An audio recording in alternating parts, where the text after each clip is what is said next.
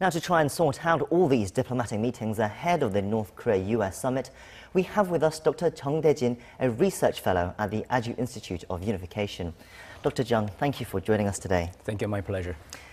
Now, there are many talks going on at the moment, but let's start with that one in the last report. The U.S. and North Korean delegations being led by Sung Kim and Choe Son-hui. They're meeting in Panmunjom for the second round of talks today, it's believed. They're obviously going to talk about the upcoming summit and the potential deal for a North Korean denuclearization. But can you talk us through some of the issues that they might tackle today? And what are the two sides' main point of conflict? Yeah, the problem is that the main issue will be the Trump model. There is no clear evidence or no clear information about the Trump model. But I think that North Korea has fully understand some certain conditions of Trump model because Vice Minister Kim Dae-jin released his statement that he hoped the Trump model will be the resolve for the stalled U.S., North Korea-U.S. and N.K. relations. But the problem will be I think that the time gap. Time gap will be the main differences between North Korea and U.S. recognition. Because there is a time gap of denuclearization and compensation. If North Korea abandons its nuclear warhead or deport its nuclear warhead to America, it will be implemented add-ons. But the compensation for that action will take a longer time.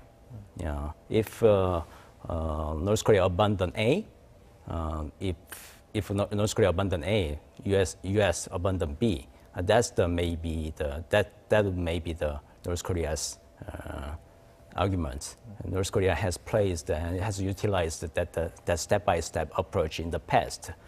They utilized that step-by-step approach as a bargaining chip and halt the negotiation in some times, and that is the routine course of in the past negotiations. But the Ambassador Sung Kim was the victim of that negotiations, so I believe he is a very bold approach of that negotiations skills of North Korea, and he'll be maybe bold at this time. Yeah. So you're thinking they still want to try and look for that big deal, as some people call it, rather than a step-by-step approach? Is that what you're trying to say?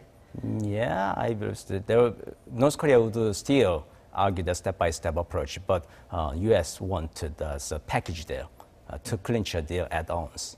Yeah, and they will talk about the level of some agreement, which if the upcoming June 12 summit will be held, the word and meaning of the level of the agreement, they will talk about that seriously. So another meeting that is potentially happening right now is between the delegates from the two sides that are in Singapore, reportedly.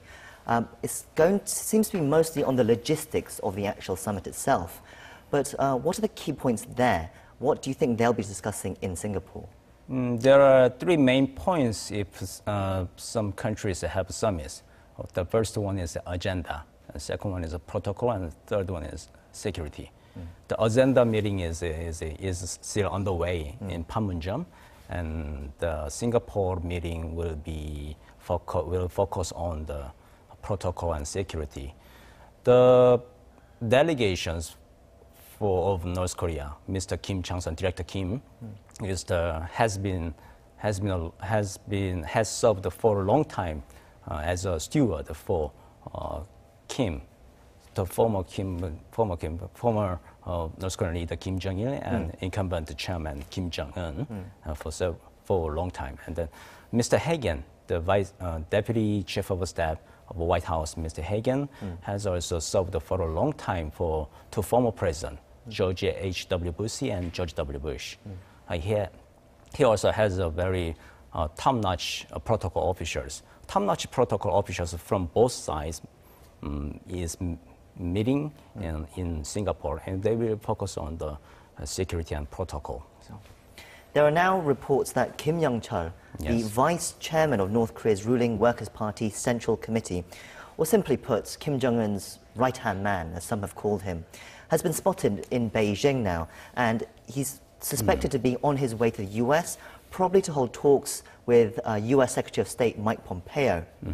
Now, what would these two talk about that aren't being talked about in the other meetings, on the other lower-level meetings, such as the one in Panmunjom and in Singapore? Yeah, report has it that Mr. Kim has arrived in Beijing today, this afternoon, and originally he has a plan. He has a flight plan to go to U.S. directly, but he changed his flight schedule. He postponed his flight to tomorrow. I think he may be waiting for the result of the this ongoing Panmunjom meetings result, and he will prepare some materials or agendas to talk with his counterpart, Secretary Pompeo. There are three levels in the diplomatic negotiations. There's a working level, and second is a higher level, and the last one is summit. Yeah. This is a Kim Young-chul Pompeo line is the high level. The Panmunjom is a working level negotiations. There will be some result and released today, this afternoon, or early tomorrow morning, and Kim Young-chul will analyze the result, and then he will bring the result to the United States and talk with his counterpart to arrange some remaining issues. Working level officials may left some remaining issues. They cannot decide some issues, and that will be the remaining issues. Remaining issues will be solved and reported to the higher level, and the higher level officials like Kim Young-chul and Pompeo will report to their each boss and the respective boss, and then they will talk about the last minute changes or to clinch a deal. Yeah. Can we talk a bit more about that? For example, there's the denuclearization deal. Can they make a decision about what the denuclearization is going to look like, especially for North Korea, where it seems like Kim Jong-un has so much control over what he wants and what kind of how he runs his regime? Yeah, Kim Jong-un. There are many think that there are some hookish or involved in the North Korea, but I think there is only Kim Jong-un to make decisions for that problem. And then so Kim Jong-un and the Kim Young-chul line is to report to his boss and then to decide some remaining issues and then talk to the Mr. Pompeo, and then Mr. Pompeo report to the President Trump, and then Trump will have some answers through Pompeo, and then the upcoming Kim Young-chul and Pompeo meeting will be the key to clinch a deal, for the upcoming summit. Yeah. So the next meeting in line, it seems to be this Friday. The two Koreas will restart their own talks after the high-level meeting previously was cancelled last minute. Now, what are the inter-Korean issues that they'll be likely to discuss this time? Just a couple of minutes ago, our government released the list of delegations for the upcoming inter-Korean delegations. There are two points to be. We have to eye two persons. And the first person is the Vice Minister No. He is in charge of the Vice Minister for Culture, Sports and Tourism. Vice Minister No is in charge of the sports bureau. Maybe it is the card to discuss with North Korea to have a sports exchange in some time, and the Vice Minister for Land Infrastructure and Transport, Choe, he is in charge of Kim. He is in charge of transport, and the Panmunjom Declaration has a agreement on the link between inter-Korean railways and road, and he will talk about the initial steps, how two Koreas begin that infrastructure build up, And then more importantly, the UN sanction resolution 2371 and 2375 admit the exception of the infrastructure investment to the North Korea. So the sports exchange and then infrastructure investment can be the key and the easy way to begin the store the North Korea, store the inter-Korean relations. Do you think the two Koreas will discuss about the US talks at all, the US summit, or do you think they will just leave that to the US and North Korea to talk amongst themselves? Yes, US talks, North Korea's US talks and North Korea talks is a separate one.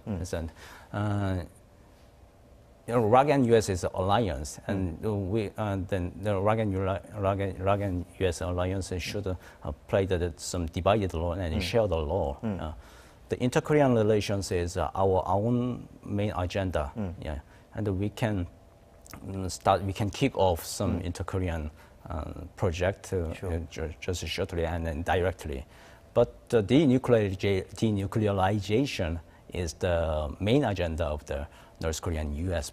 US agenda. Maybe, but ROK-U.S. or ROK-U.S. and South Korea and North Korea as already there's a trilateral relations, and then they can share the problems and they can share the information about the denuclearization. But the main part or some subject to clinch a deal of the denuclearization should be the first